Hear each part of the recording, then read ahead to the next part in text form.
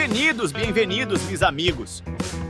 Hoje tenho o prazer, a honra e talvez um pouco de temor de receber em nosso programa um convidado que tem causado espanto e fascínio em iguais medidas.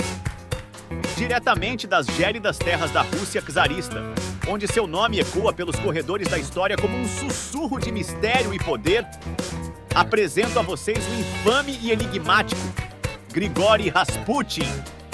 Grigori Yefimovich Rasputin, conhecido como o Monge Louco, foi um místico russo que se tornou uma figura influente na corte do czar Nicolau II e da czarina Alexandra no início do século XX. Com sua aparência imponente, penetrantes olhos azuis e uma barba que parece esconder segredos de eras passadas, Rasputin foi tanto amado quanto odiado por aqueles que o conheceram. Seu poder de cura e sua controversa influência política o tornaram uma das figuras mais intrigantes da história russa. Mais uma vez, seja bem-vindo. O que espera do programa de hoje? Ah, Manolo, obrigado. Que boa ter vindo aqui, sim. Eu falo sobre mim mesmo e do meu tempo vivo na Rússia. Sempre tem história para contar, sabe? Gosto de lembrar como as coisas eram. Coisas de muito tempo atrás, quando misticismo e fé eram misturados. E quando minha presença era, como dizem, muito comentada. Excelente, Rasputin! Todos querem saber, claro, sobre sua fama como curandeiro. Dizem que você tinha habilidades místicas que curaram até o pequeno Alexei, o herdeiro do trono russo. Pode nos contar mais sobre isso? História longa, sabe? Eu nasci em pequeno vilarejo na Sibéria. Vida difícil, sempre. Em mim tinha luz, mas muitas trevas também. E essa força que nasce em nós quando nos aceitamos completamente. Querendo mais do mundo, me tornei peregrino em busca de santuário. No caminho, encontrei pessoas certas. Czarina Alexandra foi uma delas. Ela sentiu minha força interna e me levou para o palácio. Meu caminho era diferente, mas os passos estavam certos. Ah, sim, pequeno Alexei, menino de boa alma, mas com sangue que não parava. Eu digo sempre que fé é uma arma poderosa. Quando alguém acredita, mesmo na desesperança, mesmo no ódio, milagres acontecem, entende? Eu rezei, fiz minhas orações, e o czar e czarina fizeram a parte deles. Eles acreditavam. Era isso que trazia alívio. Eles viam em mim não apenas um homem, mas a esperança para filho amado. E para começarmos a esquentar, quais práticas espirituais e movimentos religiosos presentes na Rússia imperial influenciaram a formação das suas crenças? Na minha juventude, na Sibéria, o mundo espiritual estava muito presente. Cresci ouvindo histórias sobre santos e milagres, e sobre poderes que vão além da compreensão humana. As práticas religiosas ortodoxas eram uma parte importante da vida diária, mas para mim, o misticismo estava além das paredes da igreja. As seitas dos flagelantes teve grande influência em meu pensamento. Eles me ensinaram a encontrar Deus através do sofrimento e da experiência direta, e isso ressoou comigo. A ideia de que a divindade pode ser encontrada na experiência humana, mesmo nas partes mais sombrias, era poderosa. A partir disso, eu cheguei ao meu próprio caminho. Essa sua associação com a seita dos flagelantes é intrigante. Como isso influenciou sua vida na prática? Os flagelantes acreditavam na redenção através do pecado, que quanto mais se pecasse, mais se entenderia a graça divina. A conclusão é óbvia: peque o máximo possível, mas peque sinceramente. Faça o que quiser, mas nada além disso. Para mim, era sobre libertar-se das amarras impostas pela sociedade e pela igreja.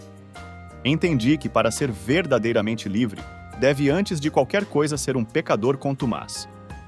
Assim tratei de organizar encontros libidinosos, onde os pecadores poderiam se encontrar para corromper uns aos outros. Às vezes você pode salvar uma alma dando um soco na cara dela ou trepando com ela, entende? Participar desses rituais foi uma maneira de explorar os limites da fé e da moralidade, e de encontrar o divino no humano. Excelente! Agora um pequeno intervalo para falarmos dos nossos patrocinadores. O programa Necro Entrevista com Manolo só existe por conta dos apoiadores do projeto Morte Súbita Inc. Se você gosta de magia, feitiçaria e bruxaria de todo tipo, vai lá conhecer o portal mortesúbita.net, o site definitivo para todos os entusiastas do ocultismo. Diariamente são postados ensaios esotéricos, práticas mágicas para você testar e traduções de autores obscuros. Além disso, temos aulas e grupos de estudo mensais para os apoiadores. Conheça o site e assine o acesso premium para apoiar e participar de uma comunidade dedicada ao estudo das artes ocultas. Voltando, Rasputin, você é descrito como um misto de santo e pecador, um devasso e uma bênção. Como você vê essa dualidade em sua vida? Na fria Rússia, Manolo, entendi que luz e escuridão são partes da mesma vida. Eu fui homem de fé e pecado, porque acreditava que só através da experiência de pecado se pode entender o que é ser humano. E qual a alternativa? Mentir para Deus e para si mesmo fingindo ser santo? Ou mentir para o diabo fingindo ser mau? Meu caminho era de contrastes, e eu via beleza na imperfeição, na luta entre o sagrado e o profano. As pessoas viam em mim tanto o demoníaco quanto o celestial, porque eu não temia mostrar nenhum dos dois lados. Fascinante! Dizem que você tinha uma habilidade única de manipulação psicológica e uso do ocultismo. Como você desenvolveu essas habilidades ao longo de sua vida? Desde criança, eu tinha fascinação pelo desconhecido, pelo oculto. Cresci na Sibéria, onde misticismo era parte do cotidiano. Estudei teologia, aprendi sobre cura e psicologia intuitiva.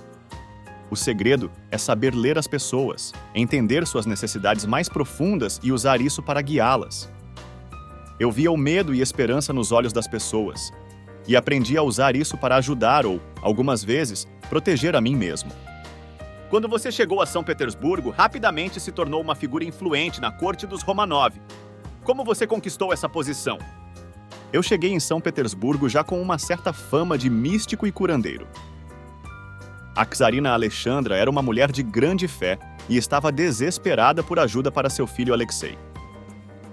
Minha presença e habilidade em aliviar o sofrimento do jovem príncipe me fizeram ganhar a confiança da família real. Com o tempo, minha influência cresceu porque eu era visto como enviado divino, alguém que trazia esperança em tempos difíceis. E como a Igreja Ortodoxa Russa viu sua figura nesse momento? Desde o início, a Igreja Ortodoxa me via com desconfiança. Para muitos clérigos, eu era uma ameaça, pois minha influência sobre a família real era significativa. Eles me viam como um intruso, alguém que não tinha treinamento formal teológico, mas ainda assim exercia um poder que eles consideravam reservado para aqueles dentro da igreja. A igreja estava preocupada com o modo como eu combinava espiritualidade com práticas que consideravam heréticas ou imorais. Minha ligação com as seitas dos flagelantes e meu comportamento muitas vezes escandaloso reforçavam essa visão negativa. Eles acreditavam que eu desrespeitava a ortodoxia e que minha influência era um perigo para a integridade espiritual da família Romanov e, por extensão, da própria Rússia. Mas a reação oficial foi de condenação velada. Eles não podiam me confrontar diretamente devido ao apoio que eu tinha da família real. Durante a Primeira Guerra Mundial, sua influência sobre Alexandra Feodorovna cresceu significativamente. Como você lidava com o poder que tinha nas mãos? O poder, Manolo, é faca de dois gumes.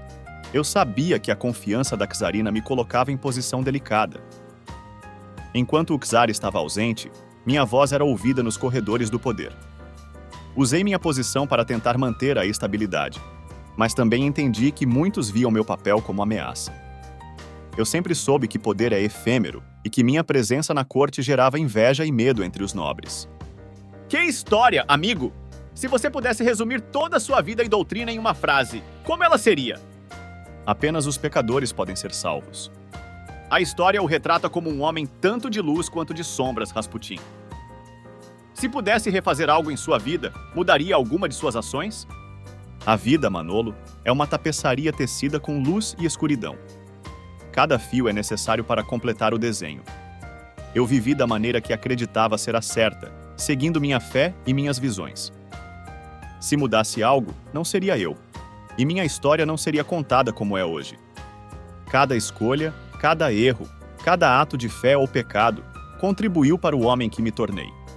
Não me arrependo, pois tudo serviu a um propósito maior, mesmo que ele ainda não seja compreendido por muitos.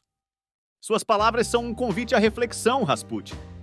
Antes de encerrarmos, muitos se perguntam se seus poderes místicos foram reais ou se eram apenas fruto de uma hábil manipulação.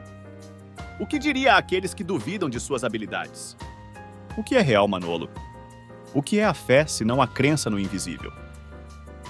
Minhas habilidades eram reais para aqueles que acreditavam. O poder não está apenas em quem realiza o ato, mas em quem acredita nele. Se eu fui capaz de curar, de acalmar ou de guiar, foi porque as pessoas viam em mim um canal para algo maior. Não importa se era misticismo, sugestão ou uma combinação de ambos.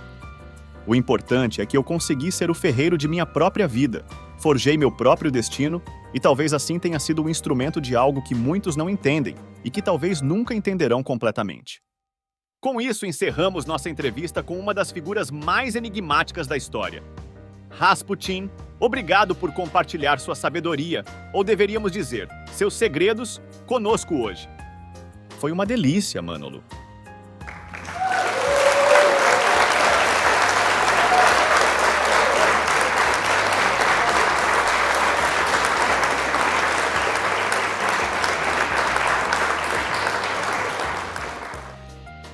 E assim, queridos amigos, concluímos nossa necroentrevista com o controverso Rasputin. Deixamos nossos ouvintes com a pergunta: o que faz de um homem santo ou pecador? Será que essas categorias realmente importam? Até a próxima, meus amigos, e que continuemos a buscar as respostas para os mistérios que nos cercam. Não deixem de acessar o mortesúbita.net para ler nossa biografia sobre ele, onde não escondemos nada. E quem será que vamos conjurar dos mortos para o próximo programa? Será um mago famoso? Uma bruxa lendária? Ou talvez um alquimista misterioso? Nem Deus sabe, mas o diabo desconfia. Mandem suas sugestões. Não percam o próximo episódio de Necroentrevistas com Manolo. Até lá!